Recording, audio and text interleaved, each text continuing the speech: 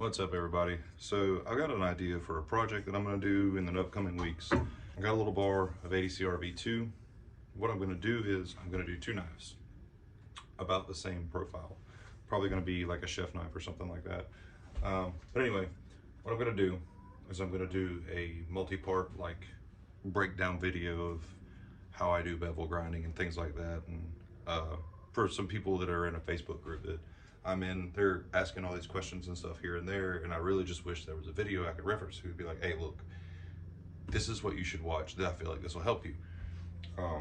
So what I'm going to do is I'm going to do a stock removal, just basic shape, stock removal, how I profile, things like that, using the tooling that you have. That way it's easier for you to do certain shapes and things like that. And then I'm going to do a forged version of it, what starting stock I start with and shapes and things like that, and getting your like your preform and things to get a certain shape and stuff like that. So I figured that would be a pretty cool project idea. I'm going to do to both knives. One of the knives I thought about doing a raffle or something like that, or doing a giveaway or whatever for the channel. Not really sure on that one. One of the other knives is already spoken for.